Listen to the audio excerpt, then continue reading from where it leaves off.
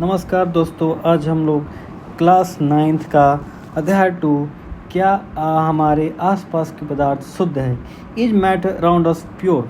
ठीक है, अब आते हैं कि हम कैसे जान सकते हैं कि बाजार से खरीदा हुआ दूध, घी, मक्खन, नमक, मसाला, मिनरल जल या जूस शुद्ध है। क्या आप कैसे जान सकते हो? बिल्कुल सही बात है। ये सब रसोई में उपयोग की जाने वाली कुछ वस्तुएं हैं। जैसे शुद्ध नमक आप घर में उपयोग तो होता ही है ना, शुद्ध घी, शुद्ध दूध। क्या आपने कभी इन खाने वाले पदार्थों के डब्बों के ऊपर लिखे शुद्ध शब्दों पे ध्यान दिया है? एक साधारण व्यक्ति के लिए शुद्ध का अर्थ होता है कि पदार्थ में कोई मिलावट ना हो, लेकिन वैज्ञानिकों के लिए यह सभी वस्तुएं विभिन्न पदार्थों के मिश्रण है, अतः ये शुद्ध नहीं है। उदाहरण के लिए दूध, जल, वसा, प्रोटीन आदि का मिश्रण है। जब एक वैज्ञानिक किसी पदार्थ को शुद्ध कहता है, इसका तात्पर्य यह है कि उस पदार्थ में मौजूद सभी कण समान रासायनिक प्रकृति के हैं। एक शुद्ध पदार्थ एक ही प्रकार के कणों से मिलकर बना होता है। समझ में आ रहा है आपको?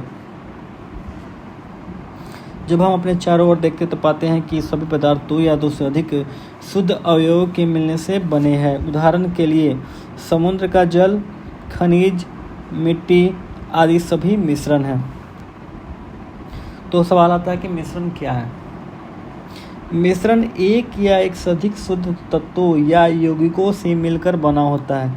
हम जानते हैं कि जल में घुले हुए सोडियम क्लोराइड को वाष्पीकरण या आसवन विधि द्वारा जल से अलग किया जा सकता है। सोडियम क्लोराइड अपने आप में एक शुद्ध पदार्थ है और इसे भौतिक विधि के द्वारा इसके रासायनिक अवयवों में पृथक नहीं किया जा सकता है। इसी प्रकार चीनी एक पदार्थ है क्योंकि यह एक ही प्रकार का शुद्ध अवयव रखता है, इसका यौगिक समान रहता है। पेय पदार्थ और मिट्टी में एक समान कण नहीं होते हैं। शुद्ध पदार्थ किसी भी स्रोत से प्राप्त हो, इसके अभिलाक्षणिक गुण एक समान होंगे। ठीक है, इस प्रकार हम कह सकते हैं कि मिश्रण में एक से अधिक शुद्ध पदार्थ होते हैं। मिश्रण के प्रकार, अवयव की प्रकृति के अनुसार विभिन्न प्रकार के मिश्रणों का निर्माण होता है। मिश्रण के कई प्रकार होते हैं।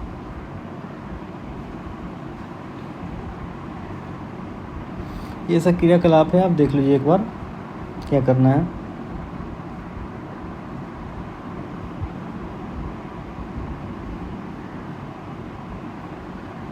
ये चित्र 2.2 में छानने की प्रक्रिया को दिखाया है कि किस तरह छाना जाता है। अब अगला सवाल आता है कि विलयन क्या है। विलयन दो या दो से अधिक पदार्थों का समांगी मिश्रण होता है।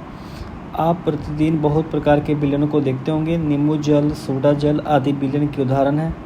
प्रायः हम ऐसे एक विलयन को ऐसे तरल पदार्थ के रूप में विचार करते हैं जिसमें ठोस, द्रव या गैस मिले हो, लेकिन प्रकृति में ठोस विलयन और गैस ये विलयन भी होते हैं। एक विलयन के कणों में समांगिकता होती है। उदाहरण के लिए नींबू जल का स्वाद सदैव समान होता है। यह दर्शाता है कि इस विलयन में चीनी और नमक के कण समान रूप से वितरित होते हैं। इसे भी जानिए कि मिश्र धातु किसे कहते हैं। ये धातुओं के समांगी मिश्रण होते हैं जिन्हें भौतिक क्रिया द्वारा अवयवों से अलग नहीं किया जा सकता है, लेकिन फिर भी मिश्र धातुओं को भी मिश्रण माना जाता है क्योंकि ये अपने घटक के गुणों को दर्शाते हैं और पृथक पृथक संगठन रखते हैं। उदाहरण के लिए पीतल, जिंक लगभग 30% और कॉपर लगभग 70% का मिश्रण होता है। ठीक है, किसी विलयन को दो भागों विलायक और विलय में बांटा जाता है। विलयन का वो घटक जिसकी मात्रा दूसरे से अधिक होती है, जो दूसरे घटक को विलयन में मिलाता है, उसे विलायक कहते हैं।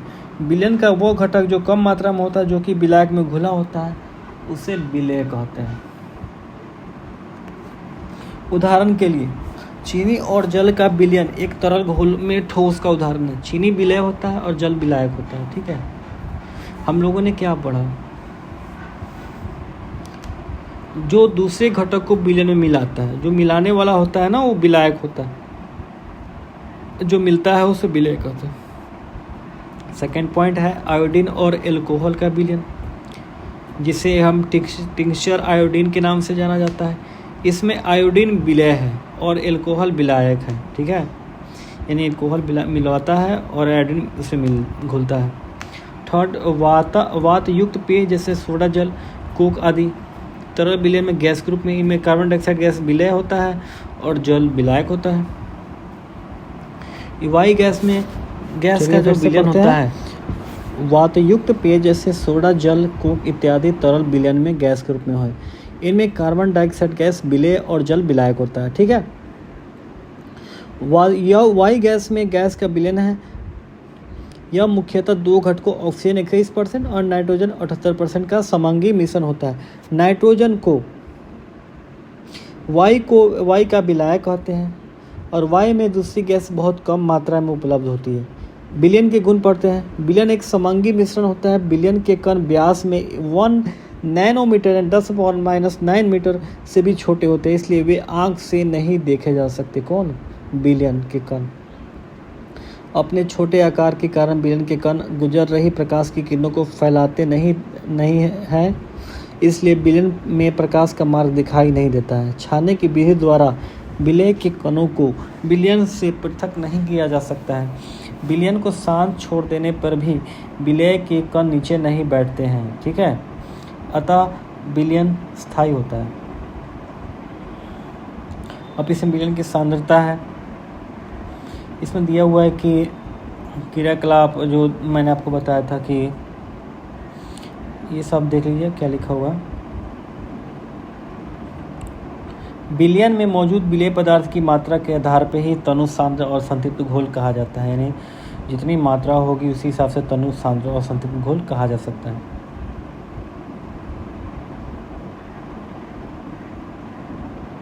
देखिए, दिए गए निश्चित तापमान पर यदि विलयन में विलेय पदार्थ नहीं घुलता है उसे संतृप्त विलयन कहते हैं।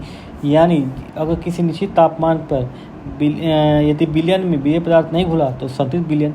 यानी विलेय पदार्थ की वो मात्रा होता है कि जो इस ताप पे संतृप्त विलयन में उपस्थित है उसकी घुलनशीलता कहलाती है।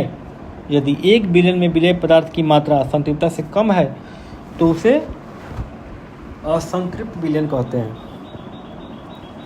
यदि विलयन में विलेय पदार्थ की सांद्रता संतृप्त स्तर से कम हो उसे असंतृप्त विलयन कहते हैं।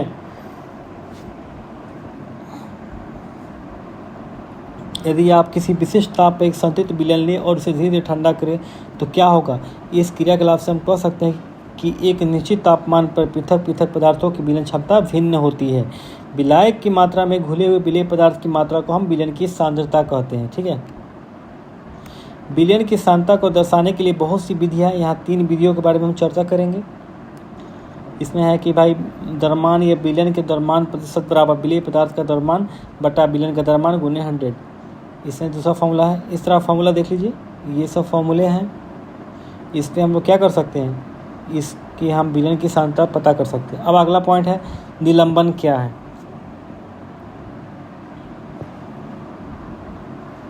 निलंबन एक विषमांगी मिश्रण होता है जिसमें विलेय पदार्थ कण घुलते नहीं है बल्कि माध्यम की समृष्टि में निलंबित रहते हैं। जो ये निलंबित कण आँखों से देखे जा सकते हैं। निलंबन के गुणधर्म, यह एक विषमांगी मिश्रण होता है। यह कण आँखों से देखे जा सकते हैं। ये निलंबित कण प्रकाश किरणों को फैला देते हैं जिससे उसका मार्ग दृष्टिगोचर हो जाता है। जब इसे शांत छोड़ देते हैं तब ये कण नीचे की ओर बैठ जाते हैं, अर्थात निलंबन अस्थायी होता है। क्षारण विधि द्वारा इन कणों को मिश्रण से अलग किया जाता है।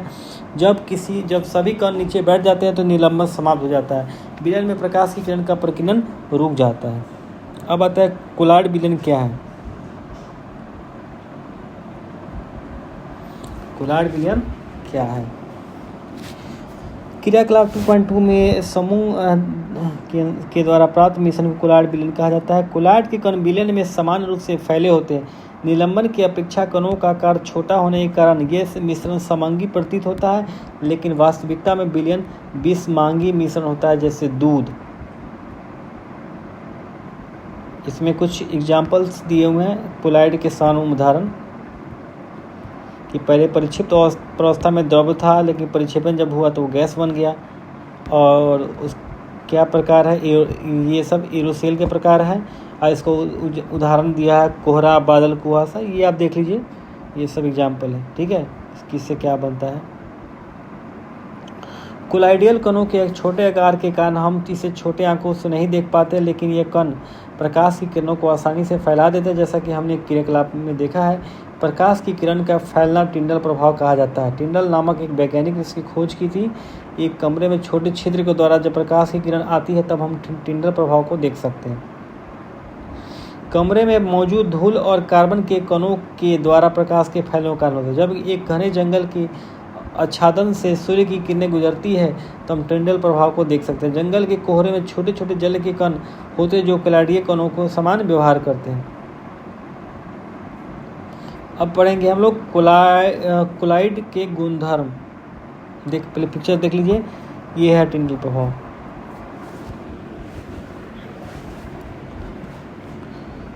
यह एक विषमांगी मिश्रण है। कोलाइड के कणों का आकार इतना छोटा होता है कि ये पृथक रूप में आंखों से नहीं देखे जा सकते हैं। ये इतने बड़े होते हैं कि प्रकाश की किरण को फैलाते हैं, उसके मार्ग को दृश्य बनाते हैं। जब इनको शांत छोड़ दिया जाता है तब ये कण तल पर बैठते हैं, अर्थात ये अस्थायी होते हैं। ये छानन विधि द्वारा मिश्रण से अलग नहीं किए जा सकते, किंतु एक विशेष विधि अपकेंद्रीकरण तकनीक द्वारा अलग किए जा सकते हैं। ठीक है। कोलाइडीय विलयन परिक्षिप्त और परावस्था और परिक्षेपण माध्यम से बनता है। विलेय पदार्थ की तरह का घटक या परिक्षिप्त कण जो कोलाइडीय रूप में रहता है इसे हम परिक्षिप्त परावस्था कहते हैं। वो घटक जिसमें परिक्षिप्त परावस्था निलंबित रहता है उसे परिक्षेपण माध्यम कहते हैं। कोलाइडियल को परिक्षेपण माध्यम की अवस्था या परिक्षिप्त अवस्था के अनुसार वर्गीकृत किया जाता है। ठीक है। अब है कि भौतिक एवं रासायनिक परिवर्तन। पिछले अध्याय में हमने पदार्थ के भौतिक गुणों के बारे में अध्ययन किया है। ऐसे गुण जिसका हम अवलोकन या वर्णन कर सकते हैं, जैसे कि रंग, कठोरता, ढेरता, प्रभाव, घनत्व, दोलनांक, कथनांक इत्यादि को हम भौतिक गुण कहते हैं। ठीक है। अवस्थाओं का अंतः रूपांतरण एक भौतिक परिवर्तन होता है, क्योंकि ये परिवर्तन पदार्थ के संगठन में बिना परिवर्तन किए होते हैं। उनकी रासायनिक प्रकृति में भी कोई परिवर्तन नहीं होता है। यद्यपि बर्फ, जल और वाष्प अलग अलग दिखते हैं, ये भिन्न भिन्न भौतिक गुणों को दर्शाते हैं, लेकिन रासायनिक रूप से ये समान होते हैं। जल तथा खाना पकाने वाले तेल दोनों द्रव्य हैं। इनके रासायनिक गुणधर्म भिन्न हैं। इनकी गंध और ज्वलनशीलता में अंतर है। हम जानते हैं कि तेल हवा में जलता है जबकि जल आग को बुझाता है। तेल हवा में जलता है जबकि जल आग को बुझाता है। तेल का रासायनिक गुण जल से अलग करता है। जलना एक रासायनिक परिवर्तन है। जलने की प्रक्रिया में एक पदार्थ दूसरे से क्रिया करके अपने रासायनिक संगठन में परिवर्तन लाता है। रासायनिक परिवर्तन पदार्थ के रासायनिक गुणधर्म में परिवर्तन लाता है तथा हम नया पदार्थ पाते हैं। रासायनिक परिवर्तन को रासायनिक प्रतिक्रिया भी कहा जाता है। मोमबत्ती के जलने की प्रक्रिया में भौतिक और रासायनिक परिवर्तन दोनों होते हैं। क्या आप इनकी पहचान कर सकते हैं?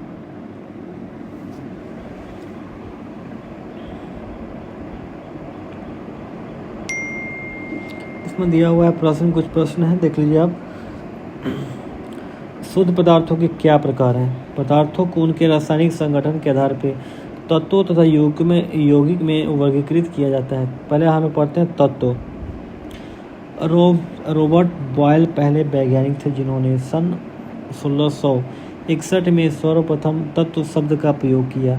फ्रांस के रसायनज्ञ एंटोनी लवाइजिए, जिनका जन्मकाल था 1743 से 1794, ने सबसे पहले तत्व की परिभाषा को प्रयोग द्वारा प्रतिपादित किया। उनके अनुसार तत्व पदार्थ का वो मूल रूप है जिसे रासायनिक प्रतिक्रिया द्वारा अन्य सरल पदार्थों में विभाजित नहीं किया जा सकता है। तत्वों को साधारणतः धातु, अधातु और उपधातु में वर्गीकृत किया जा सकता है। धातुएं प्रायः दिए हुए निम्न गुणधर्मों में सभी न कुछ प्रदर्शित करती है।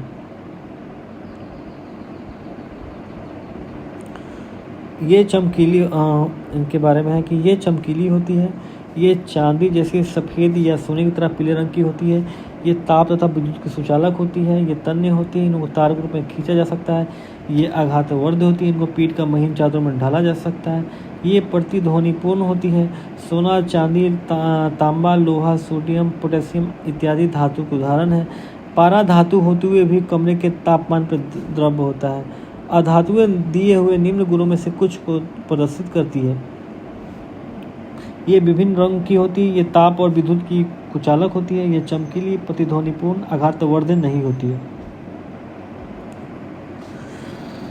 अधातु कुछ उदाहरण है हाइड्रोजन, ऑक्सीजन, आयोडीन, कार्बन और ब्रोमीन, क्लोरीन, ये सब अधातु के उदाहरण है। कुछ तत्व धातु अधातु के बीच के गुणों को दर्शाते इसे उपधातु कहते हैं, जैसे बोरॉन, सिलिकॉन, जर्मेनियम।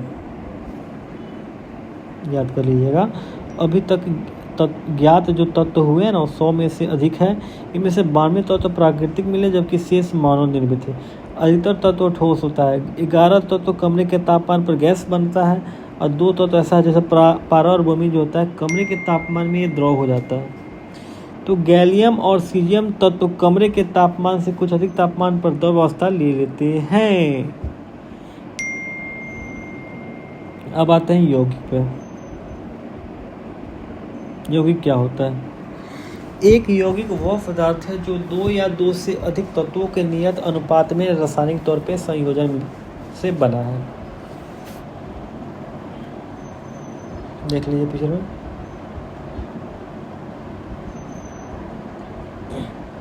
अब यहाँ पे मिश्रण और यौगिक का कुछ मतलब अंतर है। तत्व या यौगिक केवल मिश्रण बनाने के लिए मिलते हैं, किंतु किसी नए यौगिक का निर्माण नहीं करते हैं। मिश्रण का संगठन परिवर्तनीय होता है। ये मिश्रण के बता रहा हूँ। मिश्रण उसमें उपस्थित घटकों के गुणधर्म को दर्शाता है। घटकों को भौतिक विधियों द्वारा सुगमता से अलग किया जा सकता है, लेकिन यौगिक में देखिए तत्व क्रिया करके नए यौगिक का निर्माण करता है। उसके बाद नए पदार्थों का संगठन हमेशा स्थायी होता है। नए पदार्थों के गुणधर्म पूरी तरह से भिन्न होता है और घटकों को केवल रासायनिक वैद्युत रासायनिक प्रतिक्रिया द्वारा अलग किया जा सकता है। ठीक है, ये सब दिया है, आप देख लीजिए। तत्व यौगिक में पहले पदार्थ, उससे शुद्ध पदार्थ और एक मिश्रण होता है।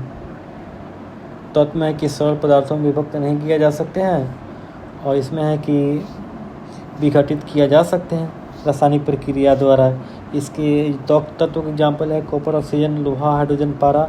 और यौगिक क्या है कि जल, मीथेन, चीनी, नमक।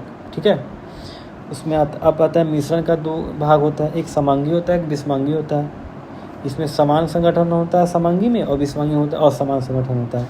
इसमें दिया है उदाहरण के लिए जल में चीनी, जल में नमक, कार्बन डाइऑक्साइड में सल्फर और एल्कोहल आदि। और इसमें असमान संगठन है तो इसमें बालू और नमक, चीनी, नमक, लकड़ी, रक्त, तेल में जल इत्यादि, ये सब दिए एग्जाम्पल। तो इस चैप्टर में आपने क्या सीखा? मिश्रण में एक से अधिक पदार्थ, तत्व या अथवा यौगिक किसी भी अनुपात में मिले होते हैं। मिश्रण को अलग करने के लिए उचित विधियों में से शुद्ध पदार्थों में पृथक्करण किया जा सकता है। विलयन 2 या 2 से अधिक पदार्थों का समांगी मिश्रण होता है। विलयन के बड़े अवयव को विलायक कहते हैं। ठीक है, इसके बड़ा जो अवयव होता है उसको विलायक कहते हैं और तथा अवयव को विलेय कहते हैं। विलयन की सांद्रता उसके इकाई आयतन में उपस्थित विलय के द्रव्यमान या आयतन है। यानी जो विलय का द्रव्यमान होता है ना वही विलयन की सांद्रता होता है। वो पदार्थ जो विलायक में अघुलनशील आँखों से देखा जा सकता है निलंबन कहलाता है। निलंबन एक विषमांगी मिश्रण होता है। कोलाल्ड एक विषमांगी मिश्रण है जो कणों का आकार इतना छोटा है उसे सरलता से नहीं देखा जा सकता, किंतु इतना बड़ा होता है कि प्रकाश का फैलाव करने में सक्षम होता है। कोलाल्ड उद्योगों में दैनिक जीवन में महत्वपूर्ण है। विलेय कणों को परिक्षेपित अवस्था कहते हैं और विलायक जिसमें पूरी तरह से वितरित रहते हैं इसे परिक्षेपण अवस्था कहते हैं। शुद्ध पदार्थ तत्व या यौगिक हो सकते हैं। तत्व पदार्थ का मूल रूप होता है जिसे रासायनिक क्रिया द्वारा सरल पदार्थों में विभाजित नहीं किया जा सकता है। ठीक है, यौगिक वो पदार्थ है जो 2 या 2 से अधिक तत्वों के स्थिर अनुपात में रासायनिक रूप में संयोजन से निर्मित होता है। यौगिकों के गुण उसमें निहित तत्वों के गुणों से भिन्न होते हैं, जबकि मिश्रण में उपस्थित तत्व और यौगिक अपने गुण को दर्शाते हैं। अब देख लिए कुछ सवाल है यहाँ पे, इसको नोट कर लीजिएगा। ठीक है, और इसको सही कर लीजिएगा।